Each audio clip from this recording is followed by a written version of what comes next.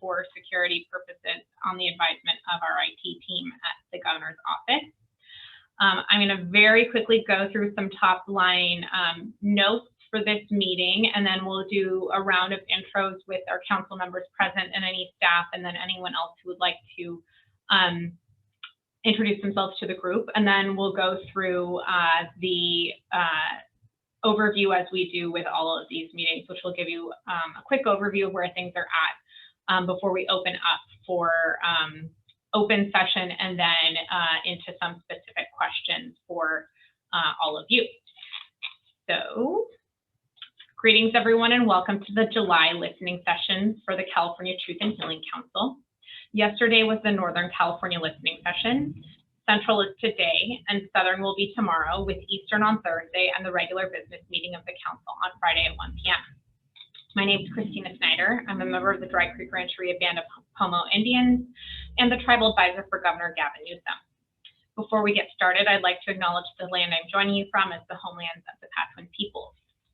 I'm now going to briefly walk through some of the logistics and preliminary business for today's listening session. First, we are recording this listening session, and it's available for public participation via Zoom and dial-in. For those interested in following the council ongoing updates, including listening session recordings and the listening session summary documents that we prepare for each of these monthly meetings, they're available at the California Truth and Healing Council Updates blog, which is at catruthandhealing.com, and that is spelled out, and I believe Michael is probably putting that in the chat right now. You can also get updates for events by following the Governor's Office of the Tribal Advisor on Facebook, Instagram, or Twitter. Additional details, including meeting dates, agendas, and background information, is available at tribalaffairs.ca.gov/CTHC. If you have not already done so, we'd appreciate if you could update your name to let us know who you are. And we're, as always, going to start with a quick overview to get everyone up to speed on recent updates, and then we'll go into the listening session portion of today's convening. If you'd like to speak at any point, you can raise your hand and I'll call on you. If you're using the Zoom app, you should be able to raise your hand using the app controls, but you can also use Alt-Y in Windows or Option Y on Mac to raise or lower your hand. If you've dialed in, you should be able to raise your hand by pressing *9. You can also unmute your line by pressing *6 if you've dialed in. You can email written comments to info@catruthandhealing.com at your convenience. Now, before we begin, I'd like to remind participants that all of our council members, council staff, and many of you are members of the victim population in need of collective healing. So I ask that you engage with the council, our office, and each other with respect and with your whole heart in a healing mindset. So thank you again for joining us, and I will now turn it over to Council Member Kessler Mata if you'd like to say a few words. Hi, thanks everyone for joining today, and thanks Christina as always for facilitating this session. So I was nominated by YTT Chumash, so Yaktitud Yak Tilhini Chumash from the Avila Beach area, at least that's where my family's from. And I am here residing in Ohlone territory in San Francisco and working right now with the Truth and Healing Council, mostly in my capacity on the academic subcommittee. And we're moving into doing more committee level work. So we look forward to receiving feedback and ideas from you on all of the different things that we're doing. And just kind of as a general, like the way that I'm approaching this, I'm thinking probably from the fall into, I assume, the winter months into the spring, we'll probably have more in-person meetings, I hope. So we'll be able to start getting on the ground and meeting with folks. So we're still very much in a preliminary phase, and appreciate your patience as we kind of have to deal with all the different logistics and challenges that entails. So thank you for being here. Thank you, Councilmember. And I think with that said, too, as we move along, if there are ideas about how to best meet in person, whether there are certain times, certain days that generally work for folks, certain locations, whether it's, you know, better to meet in urban areas at native gathering centers, or whether it's better to meet maybe at, you know, a community center or a university. I think we're open to whatever. So if folks have ideas, if there's places that have good parking or that people feel safe at, please let us know so that we can start setting those up. Let's see. And then with that said too, one of the things that we are going to do as we move forward and try to do more in-person discussions is we will keep a portion of it virtual. So we'll have at least one day where we have a longer listening session for kind of everybody who couldn't join the in-person sessions as well. So I'm going to go ahead. Well, first, I did want to acknowledge Michael Park is on here from my team. And if you have any questions for our group, or if you missed any of the links, he can send them to you. And then if anybody else would like to introduce themselves to the group before we go into the overview presentation, you are welcome to unmute your line or go on video and introduce yourselves to the group before we go into the updates.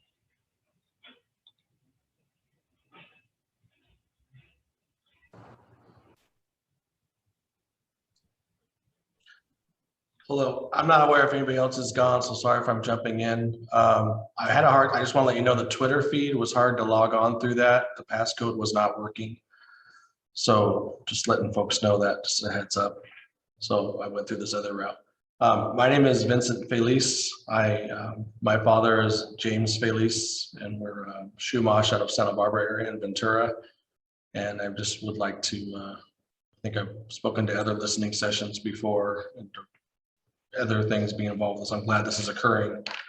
I'm just wanting to add and speaking to the fact of our tribal elders and California Indian judgment roll descendants and folks who were 89, 90 years old, elderly who are passing away, and their families where they're kind of still do not have a connection to any tribe to be enrolled in tribes, but they are some of the original families from censuses that go back to 1932.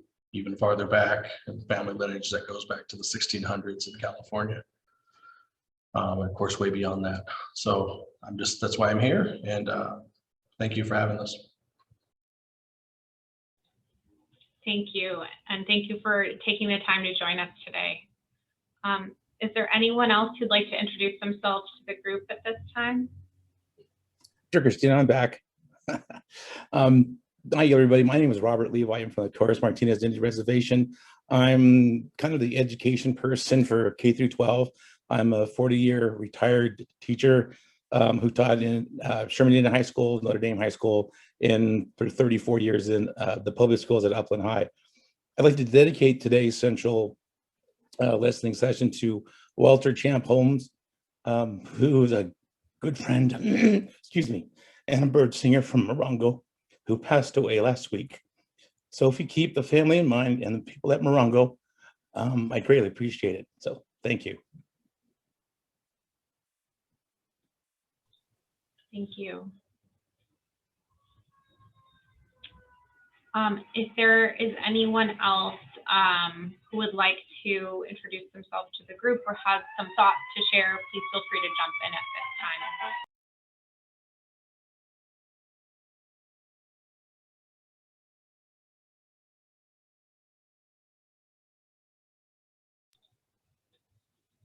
Okay, then I am going to go ahead and do the overview. Please feel free to jump in as we go along if you have any questions about anything I'm saying. I do tend to talk fast, so just feel free to interrupt me, and we can stop and talk about some of the things I'm saying. I'm going to go ahead and share my screen now.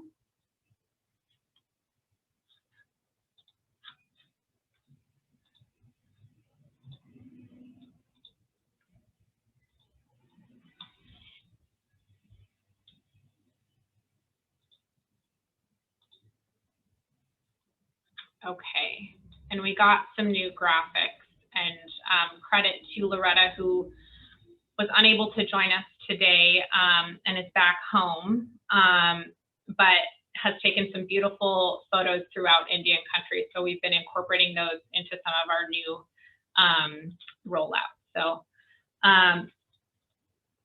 today, what we're going to do is have a quick overview of the council and its charge for those of you that are just joining us now.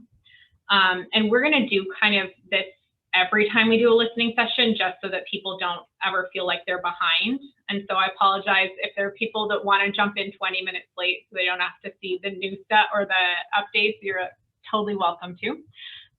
But we'll do an overview of the council and its charge, go through the meeting agenda for the July council meeting, go through some quick updates, and then we'll open up to an open listening and discussion section where if folks have things that they've been thinking about or things that they, would particularly like to focus on for this group, you can bring that up now, and then we'll go into the questions for the public that the council has been ruminating on in order to create the foundations for the work before they get into the actual substance, and to also frame that substance.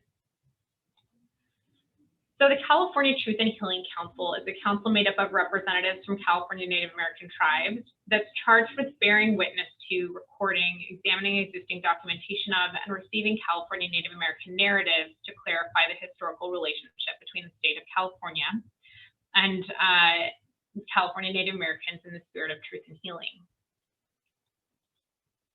The council will submit a final written report of findings to the governor's office by 2025, and it should reflect a holistic understanding of the historical relationship between California Native Americans and the state. The final report can also make recommendations aimed at reparation and restoration, and consider how to prevent similar depredations or policies in the future. The council is organized under a charter and is made up of voting members and non-voting members. There are 12 voting members from each of the 4 regions, with 1 seat for a non-federally recognized designee in each region. And again, this wasn't done to highlight or only have tribal seats. It was kind of our best shot at doing something that felt most representative. But again, this council is open to all California Native people, anyone of California Native descent, regardless of status or identity. Each region has an alternate voting member also to ensure quorum.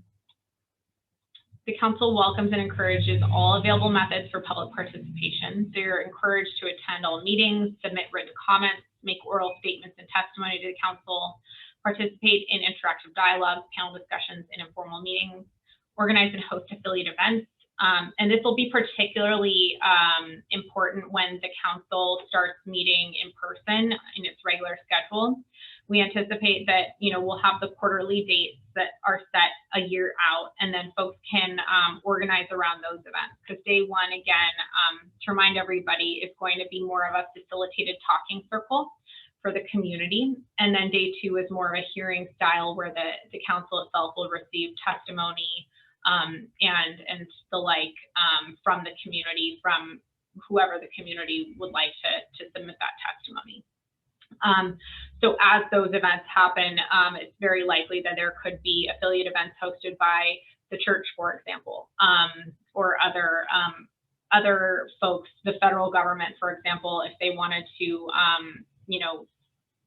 have something that complements this opportunity in partnership on potentially boarding school issues or Indian Child Welfare Act issues or sterilization or the like, and then also join the work of the subcommittees. If you're a California Native American tribe, and that's those that are on the NHC list, we're seeking to begin in-person consultation meetings where your tribe is comfortable. So if you are ready to do that, we can schedule that and we will come meet you in person. We can also do some sort of pre-meetings where we can get on the phone, we can get on Zoom, we can even come out and meet you and talk about what your needs are in engaging with the council. Part of this council is making sure that we're getting everything that we need to be reflective of the California Native experience here in California, but also part of it is making sure that everybody is able to bring their full selves. And so if there are constraints, the council would like to hear about that so that they can help get, connect you with partners that could help with resourcing and the like. And that applies also to organizations, other nonprofits that are seeking to do work that is similar to this, or also do work to help tribes and Native people get to where they need to be in an equitable way. And we can talk about that a little bit later because it came up in one of our subcommittee discussions. Tribes can share as much or as little as they're comfortable with. It was mentioned yesterday that, you know, amongst Native peoples, there's things that we share and there's things that we don't share. This council is very aware of that and also wants to make sure that there isn't an opportunity for future, you know, exploitation, extraction of anything that tribes share within this space. So thinking about how things are shared, how they're protected, and what is shared. And so there's no pressure to share what tribes are not comfortable with sharing. And then outside of tribal consultation, the council and tribal advisor are available to meet with Native American individuals, organizations, and groups that request. And then also understanding that the NHC list isn't viewed as perfect. We are willing to consult with tribes not on that list as well. So please feel free to reach out to this email and we will set something up. So for 2021, the council is meeting on a monthly basis. It's virtually until there's guidance that kind of scales that back. And part of this is that meeting on a monthly basis right now is to do the foundation building, document development, making sure everything, all the contracts and everything are set for the actual work of the council. And so decisions are being made pretty quickly. And so it's more of, you know, going through and redlining documents, setting up the subcommittees to be able to do the work in a way that's effective and addresses the needs of the community. And then, you know, the idea is hopefully starting 2022, reverting into that quarterly schedule that looks like what I just mentioned with the talking circles and the hearing style in regional areas throughout the state. That said, we will continue even when the council meets on a quarterly basis to do monthly listening sessions on a regional basis, which we may kind of scale out to be, you know, on a weekly so that we're not going up and down the state in the same week, but we'll see how that goes.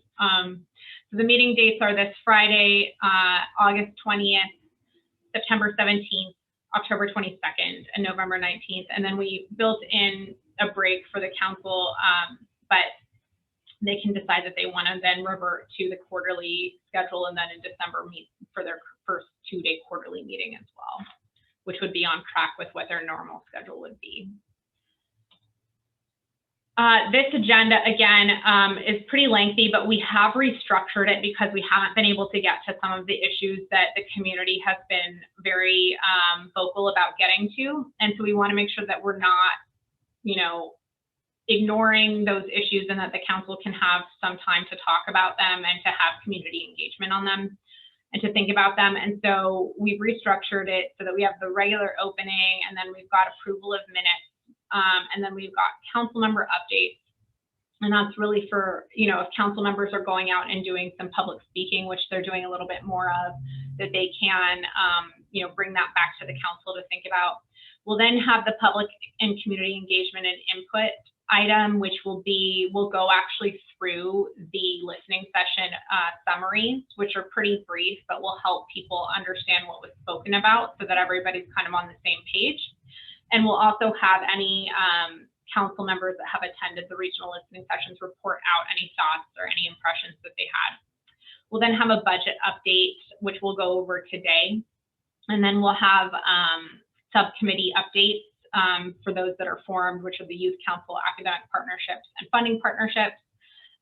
We'll then talk about potential other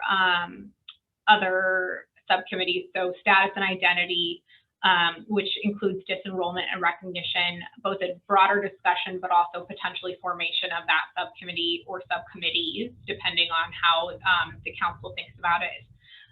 Education, which I know that Robert has been wanting us to get to so that he can be the chair, but also, you know, thinking about, K through 12 higher education, where there are overlaps with the funding partnership, the academic partnerships subcommittee, and where it makes sense to have something separate or just within that partnerships committee. And then an elders committee that would be similar to the youth council, and would act in a broader advisory role, and would help, with the direction and the charge of the council. And then any other committees that people have been thinking about. And then we'll go through some more draft reviews. These actually need to get out to, and I keep clicking, so I'm sorry. It's a habit of mine to highlight things when I read them. But we'll go through the public engagements and public relations guidelines and process draft review, council member code of ethics draft review. So council members will get updated drafts. They're not expected to act or redline within the meeting, but we can. And then respectful engagement in meetings and listening sessions draft review. And then they'll have another month to take a look at all of that. And then we'll go through next meeting dates and topics, and then open for public comment. And as always, public comment will start promptly at 3. So any items that aren't done will carry over to the next agenda, and public comment will go over until 4, or until public comment is over, whichever is earlier. Okay, now we can go to the next slide. So as I mentioned last month, prior to this budget, last year's budget had $100,000 annually to support the baseline activities of the council, assuming that if things went really bad with COVID and budgeting and federal assistance, that there would at least be enough to do kind of a baseline live stream, transparency, provide wellness services, and then stipends for council members.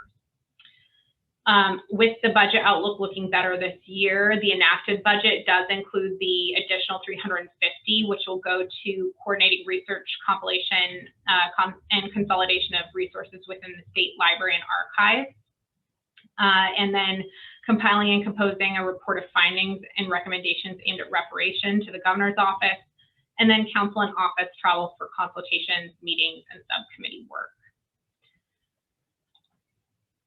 It also, I forgot to mention, it also does account for additional budget to separate the tribal advisor position from the Native American Heritage Commission executive secretary position. So that should be happening in the next several weeks. So this will be more of a full-time ability to focus on these issues, separate from the NHC, which will then have its own full-time executive to be able to focus on its issues. So updates, these are very brief summaries, and I welcome Council Member Kessler-Mata to jump in since she's on 2 of these, I believe. But the Academic Partnership Subcommittee met and recommends targeted outreach to academic partners to refine its approach. It's still developing a mission and vision statement, which will help with that. So basically, the committee is thinking about what exactly it wants to do with its academic and research agenda.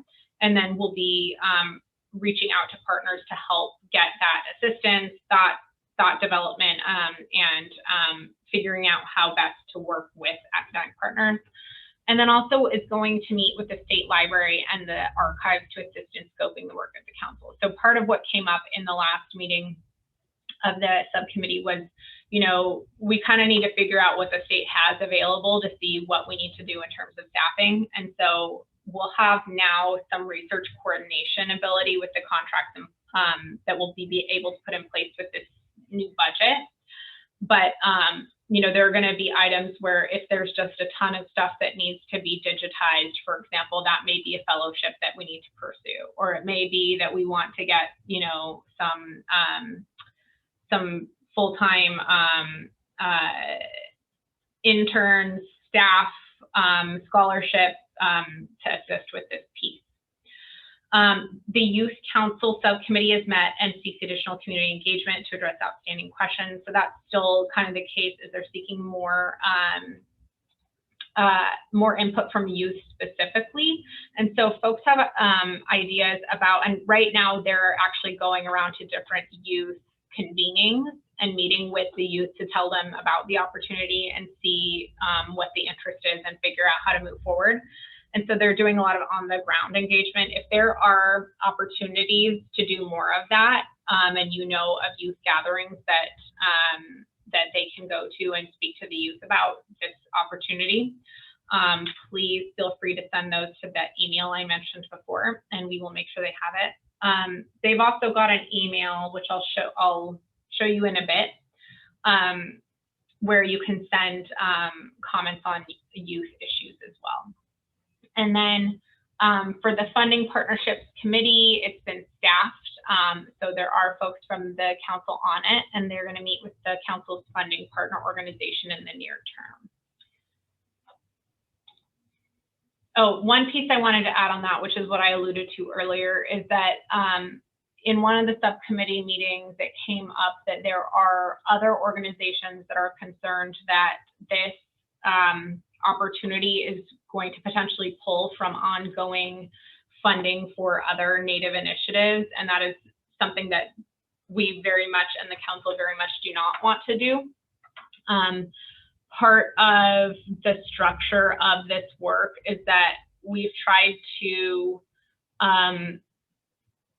backload or put a lot of the work in parallel to the council that would be reparative and restorative, and those organizations are critical to that. So if there are ways or if there are things that we can do to amplify the need for certain things without, you know, necessarily being an endorsement, but not pulling away from those critical resources, the council is very much wanting to support things that, you know, go to land buyback, child welfare, similar things that would help to address the equity gaps in Indian country that we're seeing in California right now, because those will likely be part of the suggestions that they have for reparations. And then other subcommittees that are currently under consideration, as I mentioned, disenrollment and recognition, and then elders, education, K through 12, and higher education. So I'm gonna stop sharing, and I'm gonna open it up if anyone had anything they wanted to specifically talk about that's not in the questions that have been provided. And if you want to answer those questions, they are available on the blog. Sorry, I'm moving some stuff around. They are available, and Michael has just put that in the chat. They're the same questions, and really, we're going to keep asking these questions until we have kind of a better idea, so that the council can scope the work that it's doing. And if you want to take a look at the questions, we'll go through them after this listening piece. But also you can fill them in on a fillable form as well if you prefer, and that's all anonymous. It's going to be aggregated for the council, and that link is also in the chat. So I am going to mute myself in case anybody has thoughts for the group, or if Councilmember Kessler-Mata, if you had questions you wanted to pose to the group as well. We'll go from there. If you'd like to speak, you can raise your hand, or you can even just unmute your line, or turn your camera on, and feel free to address the group.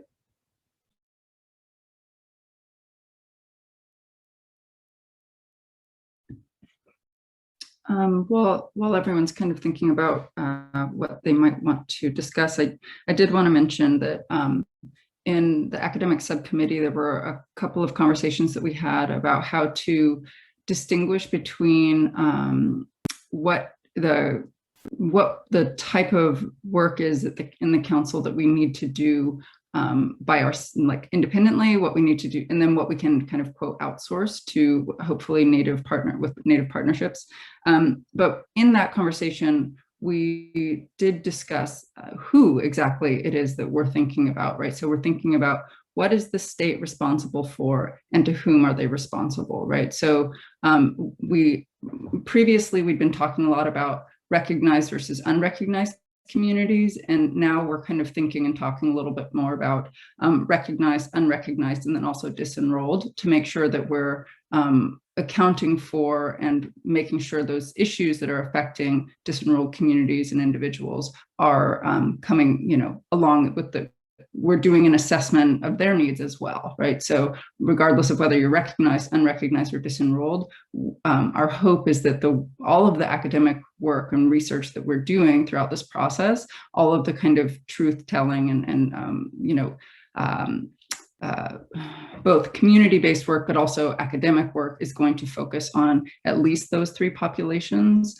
So I just wanted to mention that because I know other folks had sent me emails indirectly asking or talking about that type of thing. And I thought it was important to say that, one, I've received those emails. Two, we've been talking and thinking about how to best make sure we can be accountable to all the different aspects of California's Native communities.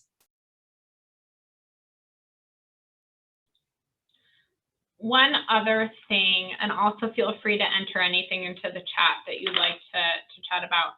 One other thing, which you may have seen, is that we are in receipt of a request for the council to specifically address the legacy of boarding schools in California. And so that's something that the council can start thinking about as well, and start thinking about, you know, where potentially we can cross collaborate with the federal government to understand, you know, joint accountability in that space.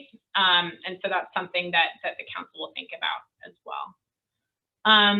We have one comment about learning about the role that local governments can play in this statewide endeavor. I would say that local governments should be at the table here and should be joining these meetings. Part of what was envisioned in creating a mechanism like this was creating a space for both, well, not both, because there's a bunch of different kinds of people, but for California Native peoples, but also descendants of perpetrators, but also people who are in a role that can make change, that can affect more equity and more accountability and more wholeness for California Native peoples and their communities in the spirit of healing. So local governments are critical in this space, and they should be at the table, because we can only do so much from, you know, Sacramento or from wherever the council is at. So I would say both engaging in this and thinking about the accountability that the locals play in those spaces, you know, whether it's ongoing issues or whether it's naming of places after perpetrators, or, you know, any of those types of things, programs that are available locally for Native people, legacies of genocide. And then also, I think a good example of how locals have already started engaging is we had some outreach from the LA Indian Commission to talk about how LA could do more. They're in the process of, I don't know if they've done it yet, I think it was this week, but you know, having a formal apology issued from LA because of the specific local issues that happened there. So there was like an Indian slave trade. There was a lot of other things that happened in that area. And so, you know, because a lot of this was so locally driven, you know, this is a long answer to just say that there's a lot locals can do. We encourage them to be a part of this process of listening and learning, and then also potentially having their own local initiatives where they think about, with the local tribes of the area, how to best address these issues. Yeah, if I could also add to what Christina's saying, I'm going to drop in the chat an article from the North Coast Journal that some of you may have seen already. But it's really, really interesting and powerful piece that speaks to the potential for local level collaboration with tribes in the region. So, I mean, obviously not, so not your region, but the North Coast region. And here you see, you know, nonprofits with local government and, you know, all kinds of folks working together with the tribal government. So in that sense, like the first step is to make sure you're identifying the right tribe to work with, right? And especially in unrecognized territory where there's a lack of recognition, federal recognition, right? That's where the Native American Heritage Commission can become your partner, right? In helping identify who those communities are that you should be working with. Because at least in my experience, that's been a huge problem, right? Of not knowing, from a non-Native perspective, not knowing who to do outreach to, and then making some real big mistakes in that arena. So just knowing who to partner with, but then seeing what the needs of the community are. And as you can kind of see in this article, the WEOP folks had a very clear sense of what their needs were, and partnered with NGOs and so forth to make that happen. So I think that the goodwill is there, and I'm glad that you're here. But absolutely, you know, it starts definitely with Native American Heritage Commission. Actually, I believe the chairperson for OCEAN was on the last or previous call, who I think would be one of the partners that you would work with down there. I used to live in Pacific Grove area, so I'm familiar with that a little bit. But just wanted to say there's a lot of opportunity there, and I know the tribes have active working relationships with institutions like DLI and so forth. So just encourage you to do that as well.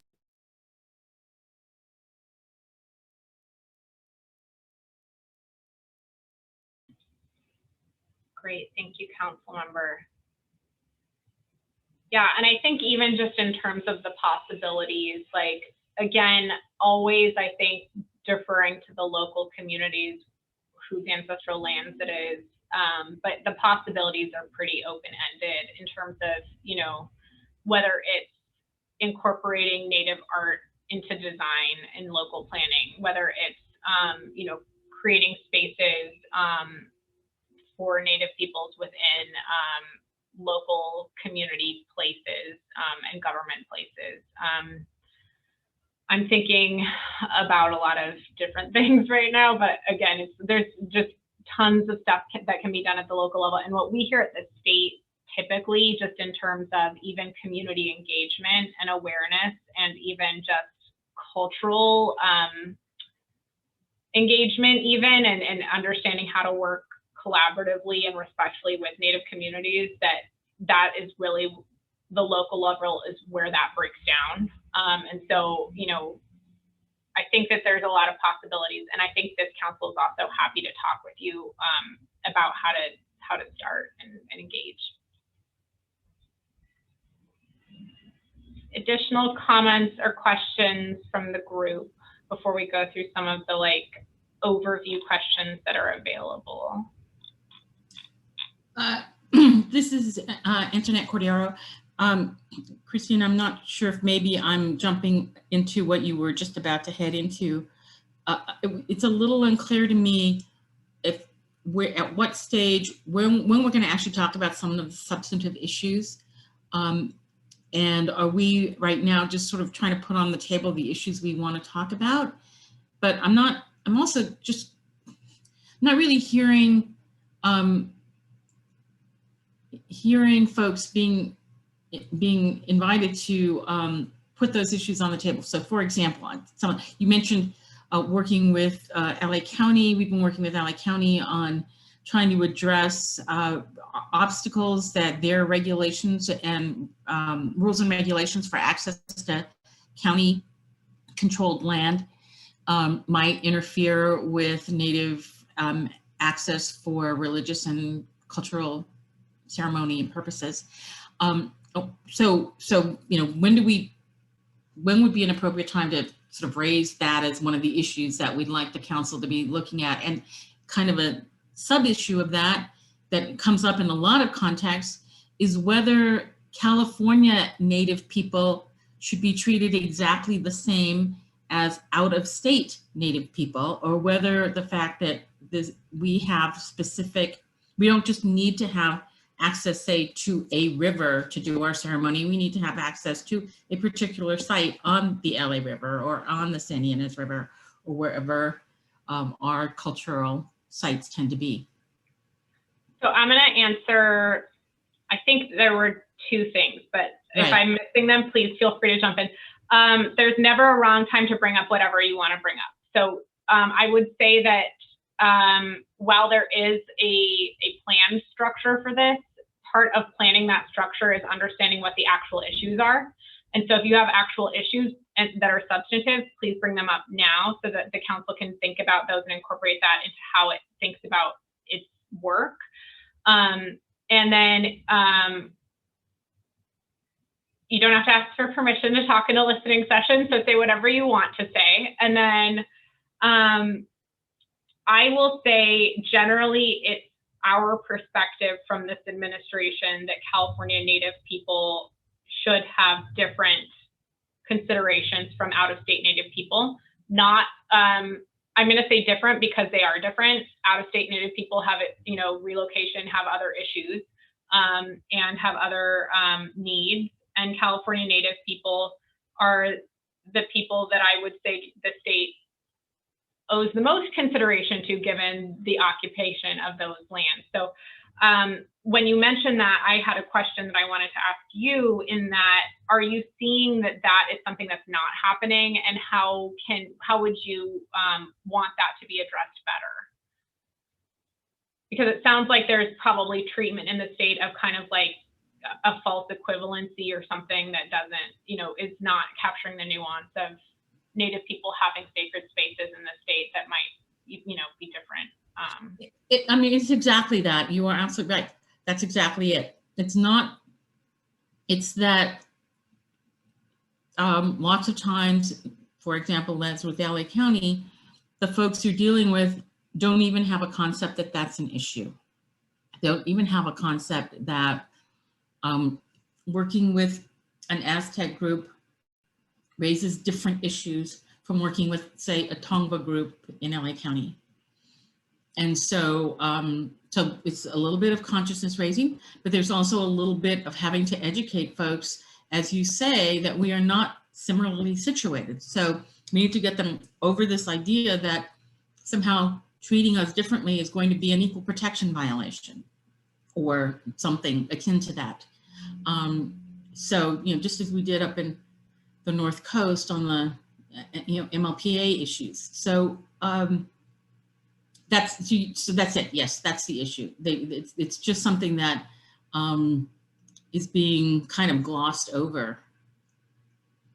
Thank you. I really appreciate that additional information, because I think that this council too can, you know, as it gets more traction, as it gets more visibility, will have run into the issue of everybody wanting it to be everything. And again, from our perspective in setting the table, you know, California Native people come first.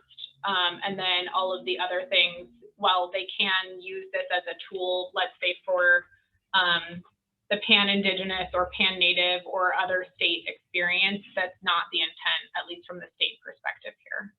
So I really appreciate that additional information. And then before we get to Vincent, I did want to mention too that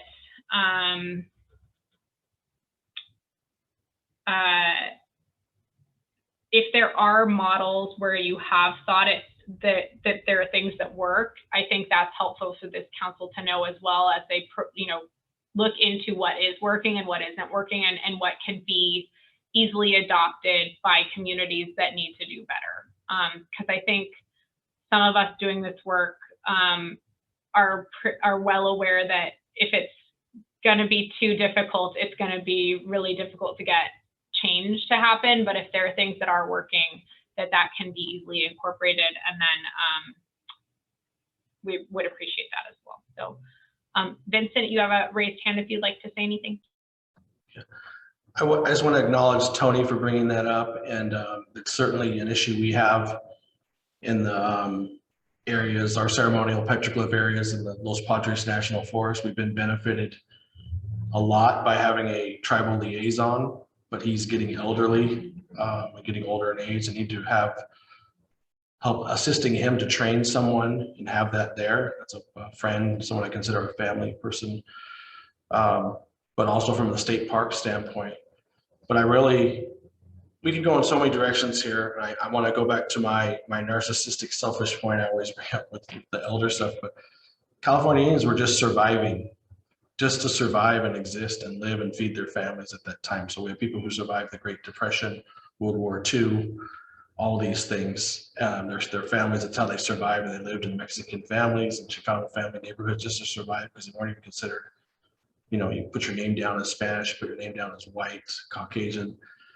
But now we're talking about ceremonial areas, and I think it has to do with just the lack of acknowledgement of our even existence, that we're even here. Even this whole, I believe it's Manhattan Beach, if I'm not mistaken, in Los Angeles, the land that's been back to the African-American family.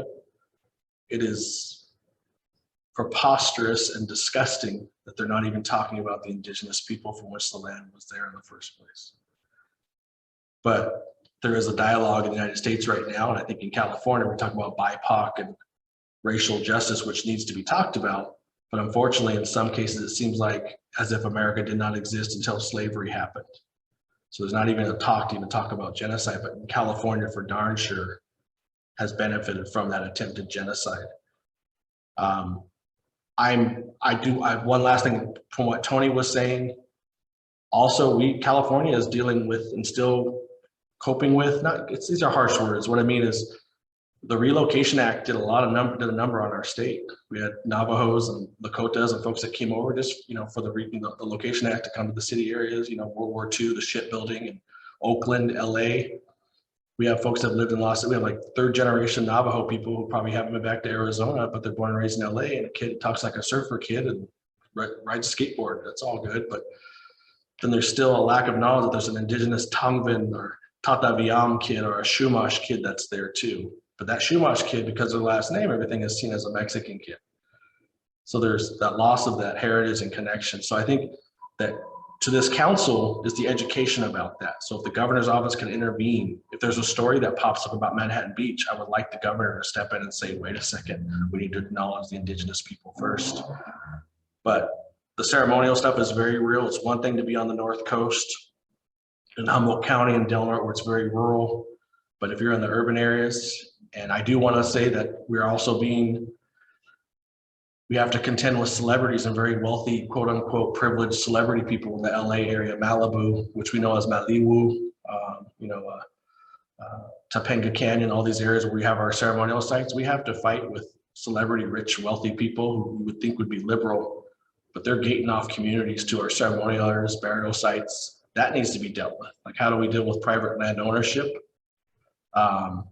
We just had I'm sorry if I'm going off, but the guitarist for U2 just bought a huge giant swath of land in Malibu. He'd been fighting for the last 20 years. I think he got his way and purchased it got approved by the Coastal Commission. Has a whole gated community, with its whole gated wealthy community of Malibu that is now people do not have restricted access. So those are ceremonial areas, burial sites, places where people need to be. So those are things that I think in the urban areas, especially, we're contending with, where the last thing on people's minds is American Indian, indigenous people to the areas. So I wanted to certainly chime in with what Tony was saying. And I guess what I'm saying is appointing the more from a state level, rangers, state officials to step in and be liaisons. If those could be tribal people, ideally, yes. And then even from a federal level to get into the federal lands as well. Thanks, Vincent and Tony. I appreciate those comments. And when I think about how we're kind of evolving as a council, we are creating these subcommittees. It's become pretty clear, I think, that the subcommittees are going to be doing a lot of the identifying some of the challenges within those issue areas. But in order to identify what those subcommittees should be, right, that's part of the reason we're having this conversation. Based both on what, I kind of had originally come into the council on my personal agenda list, right? Access issues are so major, right, throughout the state, both to county, but private lands, as well as state and federal lands, right? So all of those are relevant. And I imagine that we will, I hope, have a subcommittee develop of the council that will focus on cultural sovereignty, which I think would be where something like access issues would emerge, right? Like, that's one of the key prongs. Maybe food sovereignty would be a related category. I don't know if it would be a part of the same committee, but other committee ideas or subcommittee ideas are like justice systems, welfare systems, things of that nature, so that we can really have a group that's dedicated to doing more deep diving and getting testimony on those specific challenges that folks are facing. Because I think absolutely, it feels very unclear, like, where do I put this information? Like, how do I how do I communicate this? Because this is what matters to us, right? Meaning this is what matters to me as a representative of my community. So thank you, Tony, for bringing that up, because it does help us think about what those additional topics need to be for the council to focus on. So yes, in the process of the way that we're currently working, these listening sessions are places for us to get additional information on what it is that's important to you, and then figure out how we can make the council structured to help facilitate doing work on that.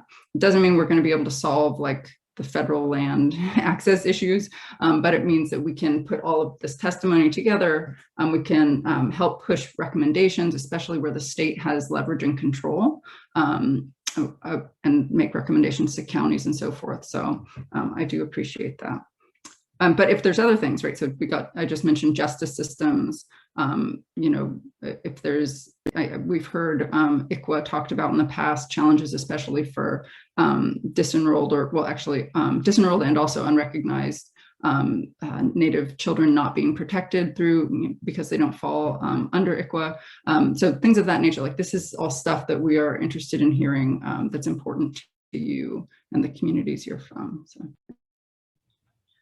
I would add to where there are issues in terms of resourcing and ability to engage in spaces, or where things just aren't accessible enough because you have to basically have 5 attorneys navigate a whole system to figure out how to get funding to your community.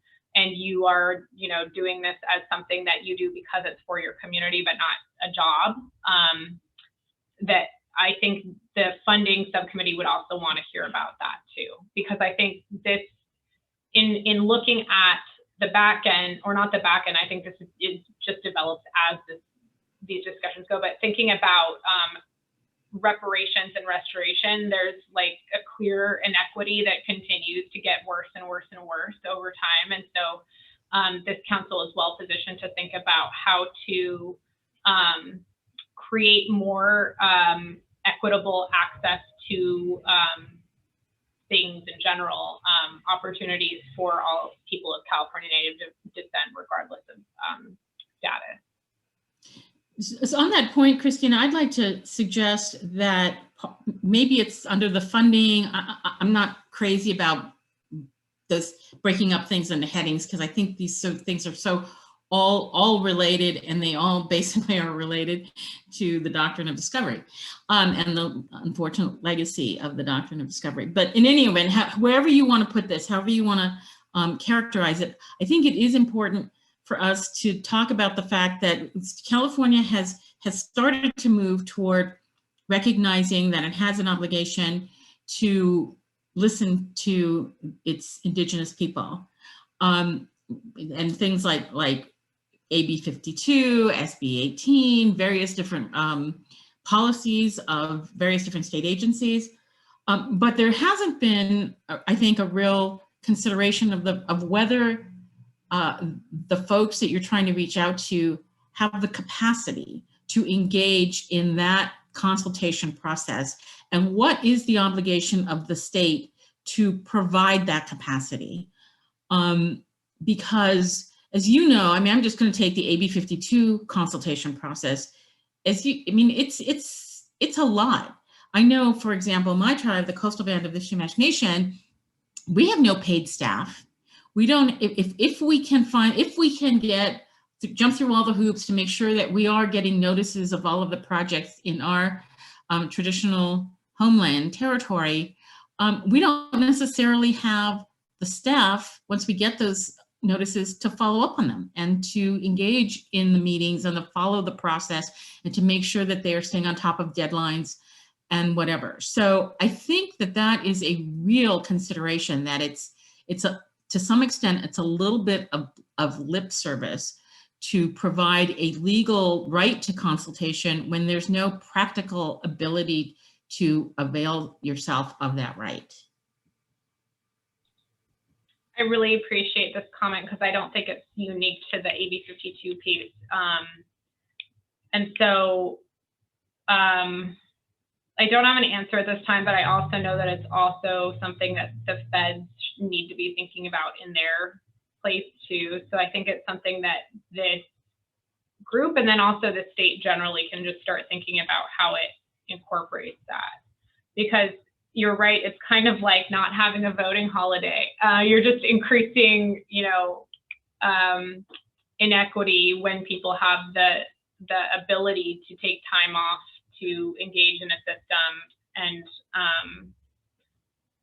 and those that don't or don't have even the ability to think about engaging in those systems become more left out because they're not at the table, but then everybody can turn around and say, well, you had the opportunity. So I really appreciate this comment and think it's something that we can start thinking about more.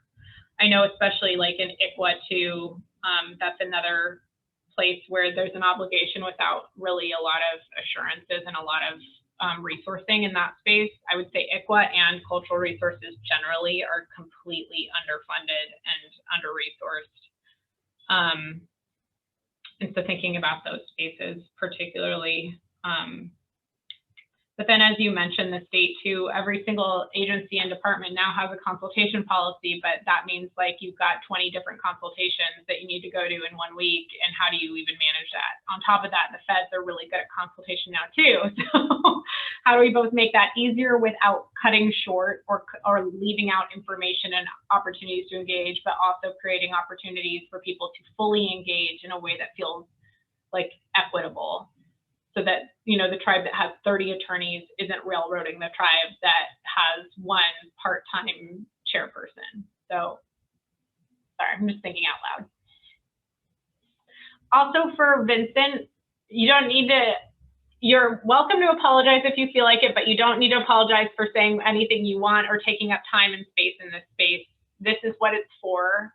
And we really do want to hear what people are thinking about, even if it feels, this is the space to be selfish. I think that one of the things that needs to be acknowledged up front in this process is that every single California Native person that is alive today is unique because of what happened. And so every person's unique perspective actually really does matter. So feel free to be as selfish as you want in these listening sessions and in this process generally.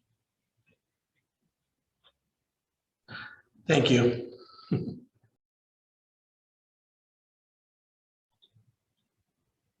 Additional thoughts, comments for the group. We've got some folks that continue to engage. So, here we go. Here's one of our celebrities. Celebrity? Oh my God, no. Anyway, I'm just a concerned California Indian, that's all. So let me bring a little bit of the healing back into the process. Again, as an educator, we're looking at, we meaning California and the 200, or not even that, probably 100 California Indian teachers in the state of California. We're looking at bringing back California Indian history with AB 1554 through Assembly person James Ramos, who the bill is going to emphasize California Indian history in the history social studies framework, K through 12, starting at the 4th and 5th grade. Get rid of that mission system garbage. So that's in the process. And again, we're closer to getting it fully backed by every main group that's concerned. That's coming up. Also, the Father Sarah AB 3038. That's in the process for the local tribe to decide what they want to put there. And again, that's all the people are talking about. People don't know. Well, it's the educational system in California that are supposed to teach people to know about California history, and you can't learn about California history without California Indians. It's no brainer. So again, we're looking into that, which again, hopefully will start the healing process in having students throughout California, Indian and non-Indian, to learn about California Indian history and California Indians within the local regions. And also we were talking about language acquisition or preservation. I think it was yesterday or one of the sessions. We've been in so many. But again, if you recognize a person who speaks the language fluently and enough that the tribe says this person is fluent in the language, California Department of Education will give them an emergency credential through the California Teachers Association. So that's one item that we can look at in terms of preserving the culture and preserving, you know, where we go to do our ceremonies. And again, as educators, we're trying to get this through to all the students in the state of California. So again, a little bit of the healing process for us. So thank you, guys. Thank you. Additional thoughts or comments in the open session?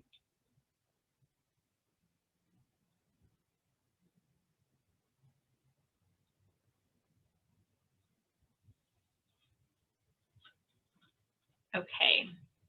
I'm gonna then share my screen again so you can see the types of questions that the council is thinking about.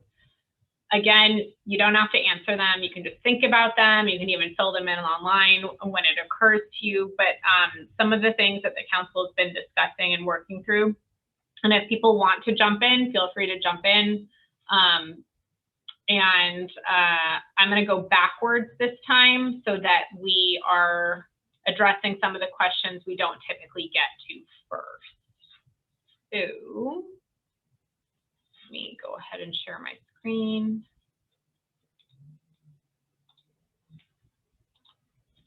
And we'll start from the last question. Okay, so from the Funding Partnership Subcommittee, this is kind of what we touched on earlier, but what are the needs of the community in engaging in the work of the council that are not currently funded? And this is on different levels. And so the council in the funding space is going to be looking both at what are the things that people need to fully presently engage in the work of the council and this bigger initiative.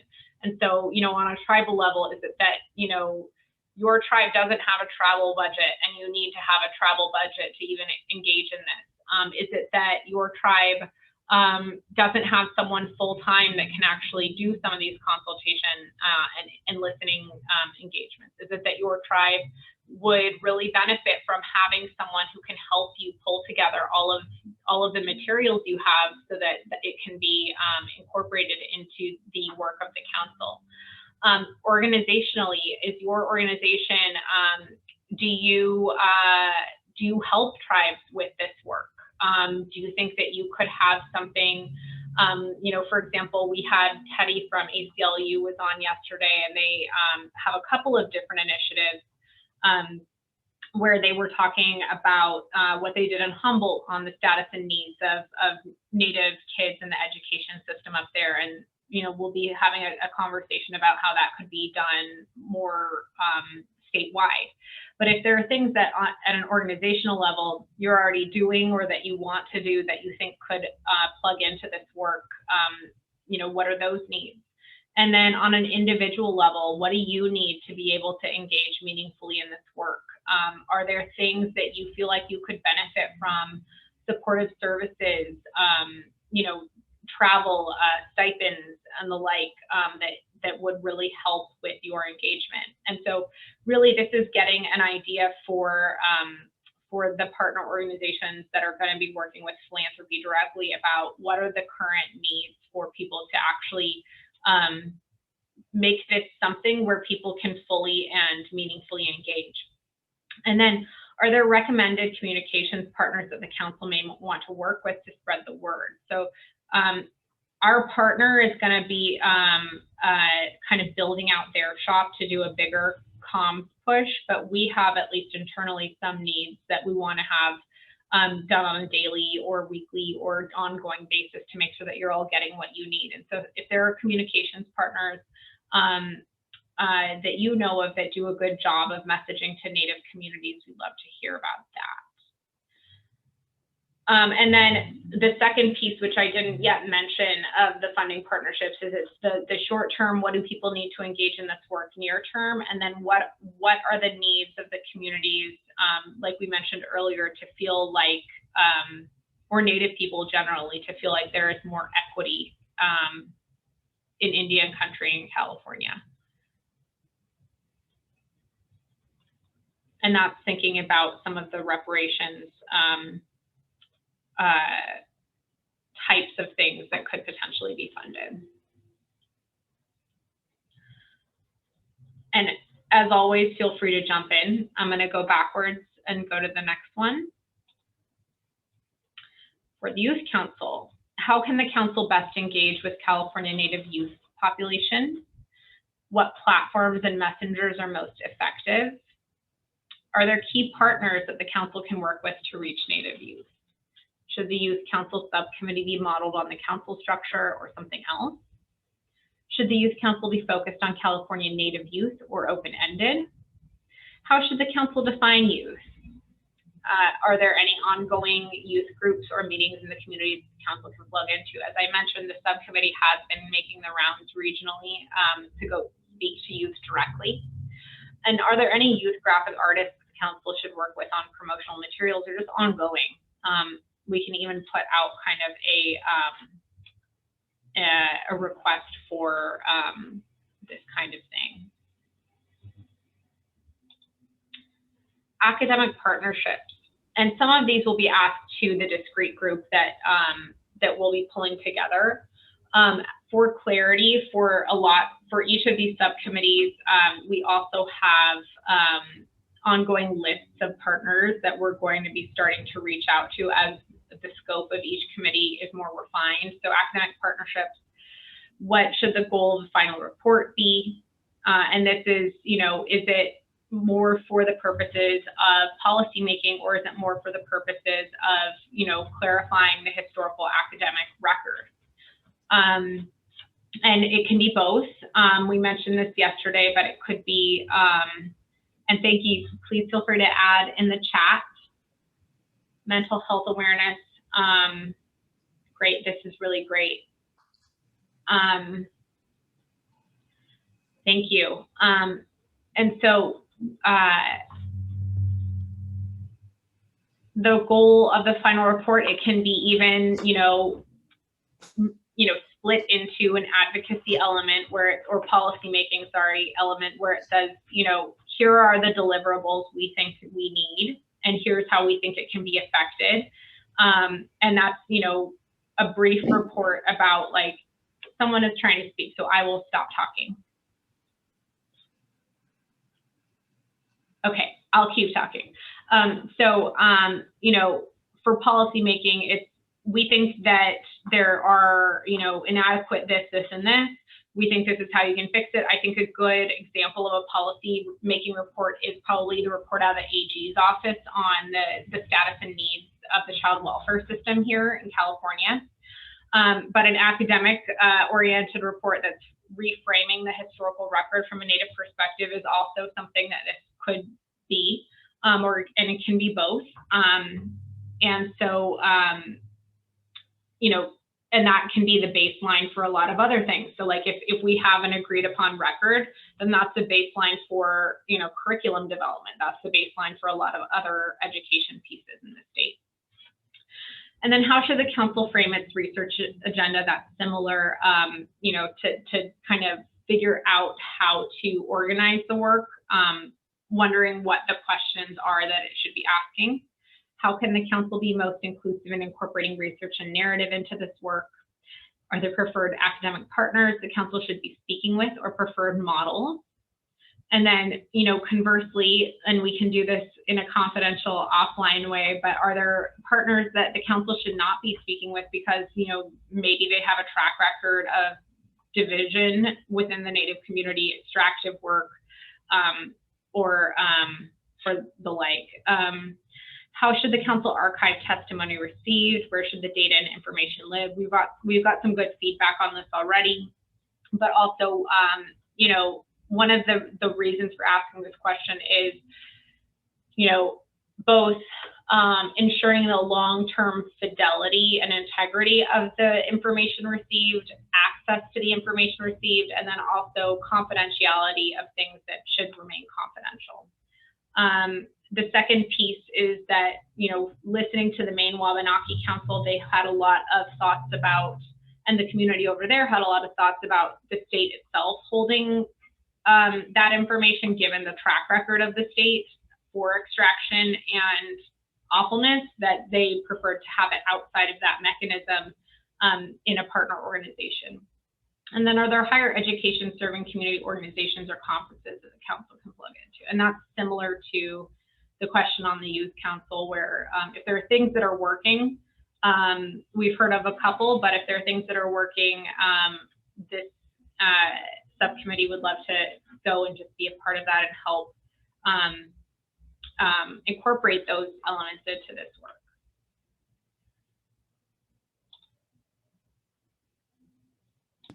Christina, I have a comment.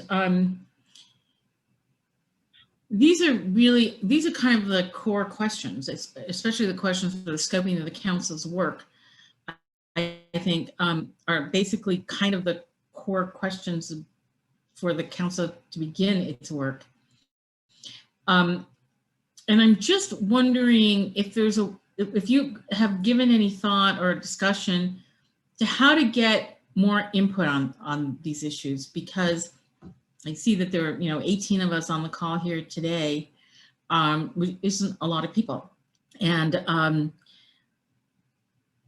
I like, for example, do you send out a notice of these listening sessions every month to every tribal organization or tribe listed with the Native American Heritage Commission?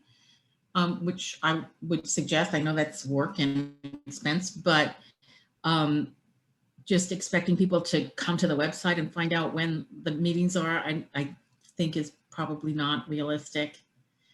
But for example, the scope of like, what should the final goal of the report be? I think that's something that really our tribal communities throughout the state should be, they all, I'm sure, have a strong opinion about that, and yet we're not really hearing from them. Yeah, and so we do send it out to our mailing list. I'm not sure if that is inclusive of the NHC list, but I'll double check, because we do send it out to, I do think we send it out to the NHC list, but I'll double check. And we are thinking about how to amplify this better. And so we do have with our partner that's going to help with philanthropic outlook. They're also going to help us with a bigger comms approach so that we have more of that input. But I do agree. I would like to have more folks at the table just because this is so community driven. So if there are ways that those that are here too can help amplify, we're willing and ready to do that. And understand how we can do it better.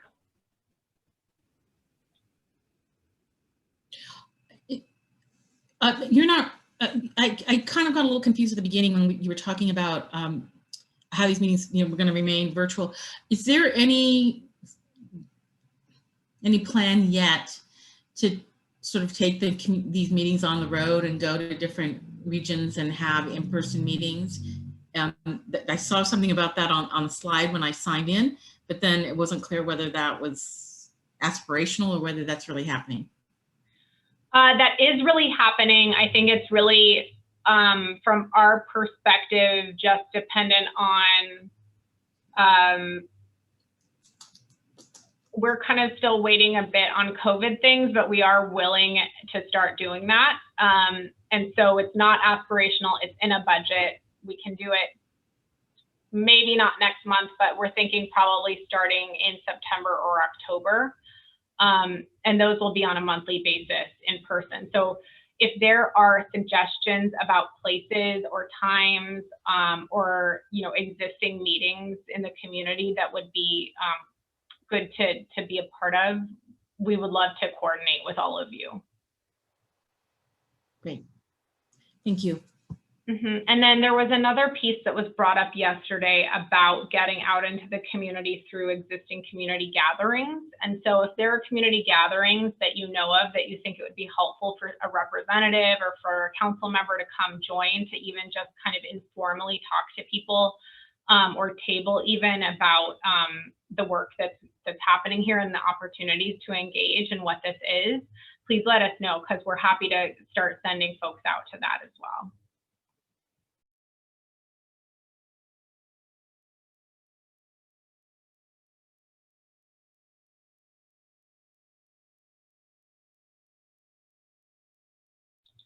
Okay, so, and this is the last slide of the scoping. And again, as Tony mentioned, this is these are the critical questions that we're trying to answer before the council itself organizes itself. And so even, as you mentioned earlier, Tony, the things that you're already seeing in the substance, hearing the substance of what's happening and what has happened, I think is helpful in that space too. So given that the council's charge is to receive, examine, and report on the history of the state's negative actions towards tribes through the Native lens and experience, and recommend remedial measures that can be taken, what early state actions should the state be most accountable for from the Native perspective? And when we ask this, I think that there's things that all of us know and the community knows, but I think just having that in writing so that we can understand how to frame the work would be helpful. And then what state actions have been most harmful to today's California Native peoples? So that's the linkage between what's happened here and the legacy of what's happened here in order to frame those restoration and reparation recommendations. And then are there community organizations or conferences that are aligned with the council's work that the council can plug into? So again, we know there's the genocide conference that happens every November. Are there other spaces that are doing work that's similar to this that the council can join in efforts to make sure that we don't have people talking about this awful period in fragmented ways? I'm going to stop sharing now, but those full questions are available. And Deborah, it looks like you've raised your hand. Thanks, Michael, for letting me know. Yeah, I first want to apologize. I was having some technology problems with my laptop, so I had to get some help with that. But Hachum at the Deborah Murillo from Yaktilhini Yaktichu Tichu people. I was listening to, I called in late, but I was listening to the last person that gave input, and in listening to everything and looking at the questions, and I've been here with prior meetings, it's getting me a little bit nervous. And it's getting me a little bit nervous because there's a lot of content here. And I know that at the last meeting, I made a recommendation that, because I know that, I made a recommendation that I felt that all the board members, even though there's no money, there should be a message sent to the governor that there needs to be some budget for funding for our community leaders that are volunteering. I also stated that there was a need to, and I recommended Jolie Proudfit because I think that having an institution help guide that has this kind of experience and helping the team guide through things, and as well as having access to students that are working in programs that have experience with social justice, et cetera, I think that would be, an asset. And so I'll repeat it again.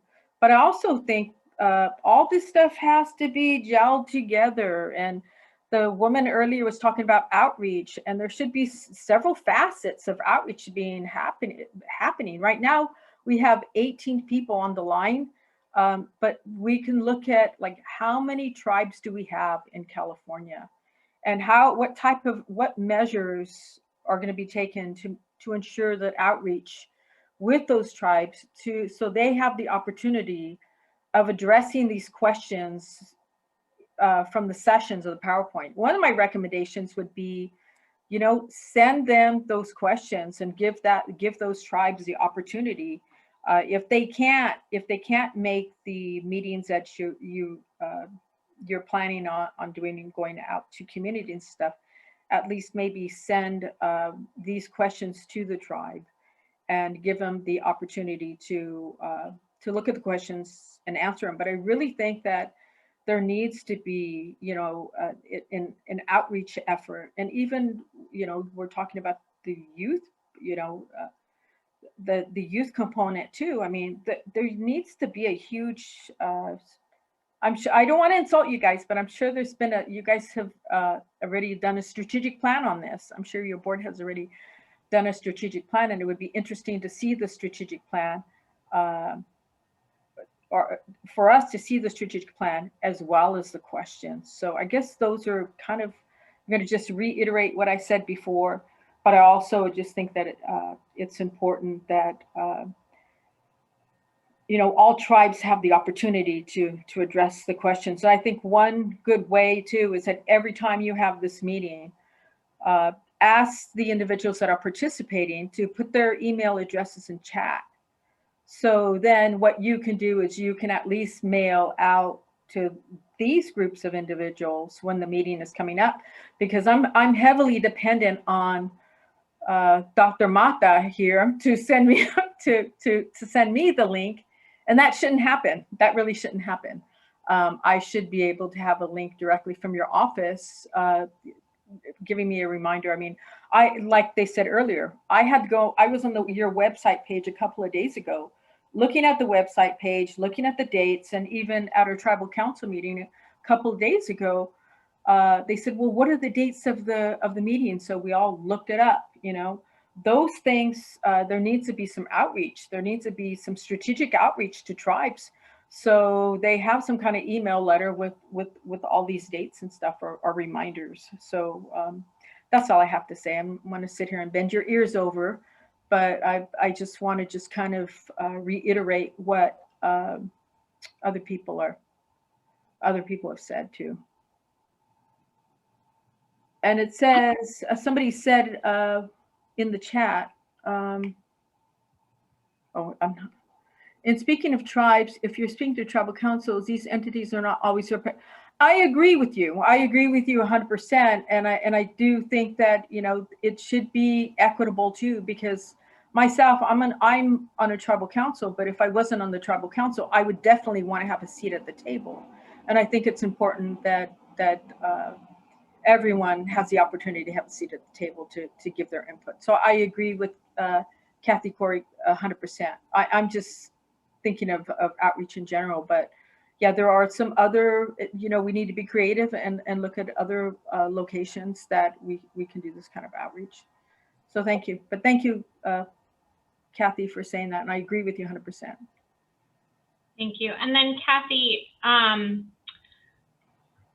are there organizations or groups or even websites or Facebook pages or any, you know, where do most folks that you're engaging with get that information from? Because I think it would be helpful for us to also know where there are avenues that are reaching individual Native people, so that we can have more impact in our outreach.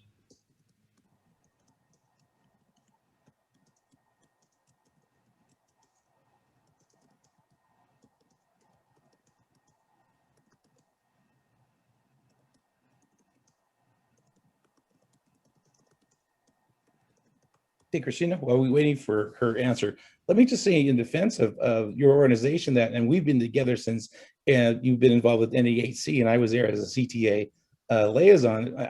We talked about this in terms of getting the word out.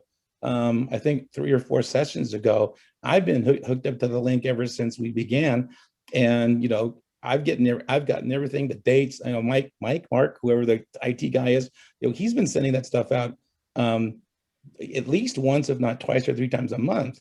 So, you know, I don't know what's happened with Deborah, but I know that we've discussed this. And again, this region at 18 people, that's the most people we've ever gotten. Well, we're up to 22, 24, but this region has the most participants than any other region. I mean, no, not to bag on anybody, but you know, the southern region, I think we had 4, 7. It's been, you know, really, really low. So again, kudos to this region that we get to sit down and discuss and listen to our concerns within the central region. But we talked about this, and I don't know if your office has had the opportunity to get the word out, but I know I've been trying to get the word out to everybody that I'm in contact with about trying to get a hold of it. Again, people are busy. People work from 1 to 2:30. So again, that might be a problem or an issue, not necessarily a problem. But again, that's kudos to you guys. So thank you. So I'd like to follow up on that point and the point that Deborah made earlier. One thing, and I put it in the chat, is I noticed when I went to try to find the login information about this meeting, it's not in the same place where if you click on meetings, you will not see the dates for the listening sessions. You have to look under community. And if you don't know that, you're not going to find it. And to me, that's not intuitive. It's not intuitive to think that I need to look under community rather than meetings to find the link to come to a listening session. So that alone would, I think, help a little bit if you could just link that to the meetings file. But I also think that, yes, we do maybe, I don't know, I haven't really sat in on the other sessions, so but I will take your word for it that this is a bigger group than you get at some of the other listening sessions, but it's still a small group, considering what we're talking about. And I, for one, would really urge, and I know this is, not going to be popular, but and it's difficult, but I really urge you to resist the temptation to just make decisions with the people who actually show up. I know there's a temptation to say, if you're interested, you'll be here, and so if you're not, we'll just make decisions without you. But I think in this context, that would be a real mistake. First of all, we know that a lot of people are not tech savvy. So just getting on a Zoom call is kind of intimidating for a lot of people, at least a lot of people I know. And a point that was just made is a lot of people are not available in the middle of the day. So I would strongly encourage you to consider having the listening sessions in the evening so that more people can attend them. And then to do some outreach, because I just think this is too small a group to be making some of the really important decisions that are reflected in those questions.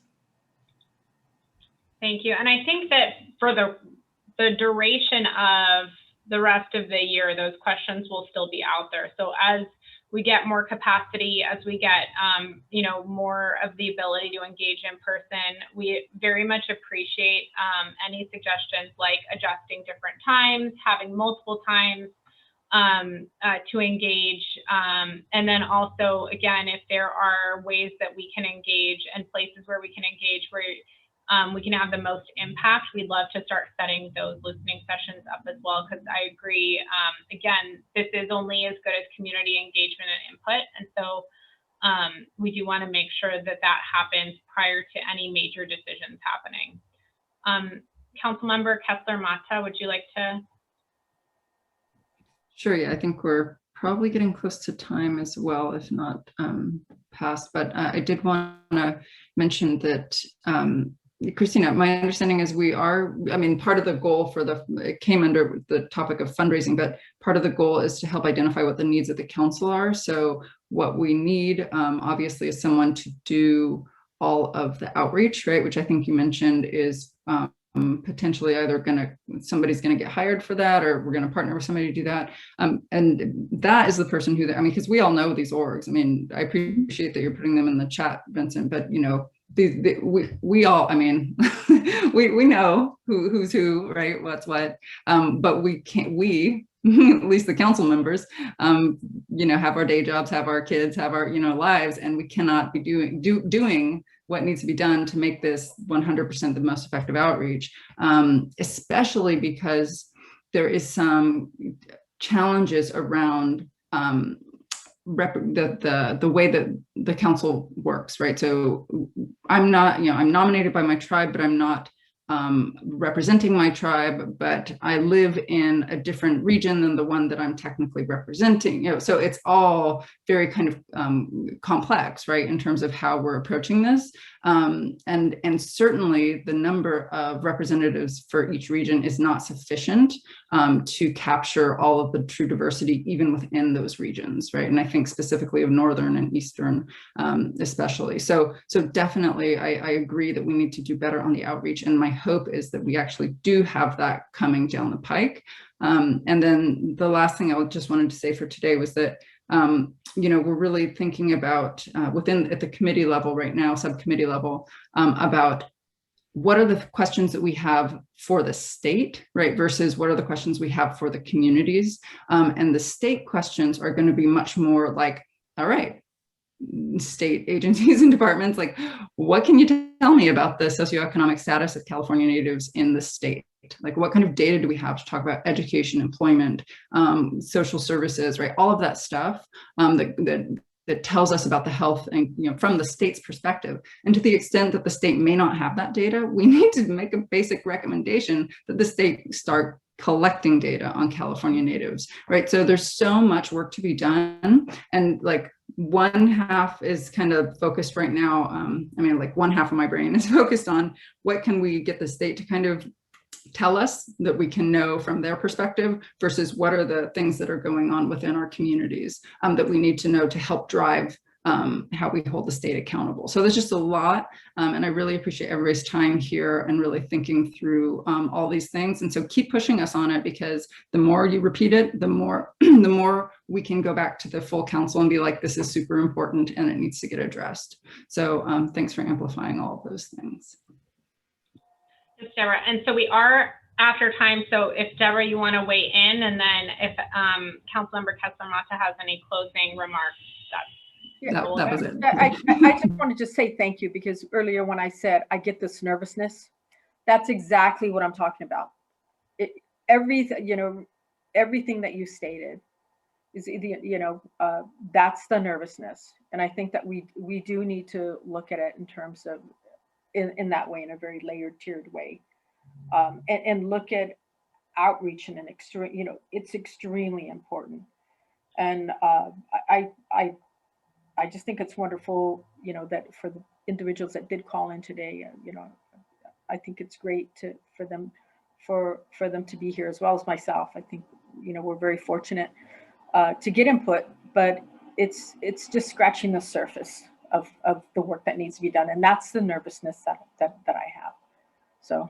Well, I would put your fears to rest, because we are in the process of having outsourcing kind of a full-time person to think about all of this, and then also think about outreach and think about how, like, a strategic plan and all of it, because our office too also has, like, I still have 2 jobs currently, and then our office also has multiple priorities of the governor that we're working on concurrently with this initiative. And so that is in the process. What we're looking for when I talk about our comm stuff, that's directly from our office, but outside of this piece, we will be seeking someone to staff this full time from our partner organization. Thank you. Can you imagine all the other 18 people on here? We're all doing 3 jobs also at the same time.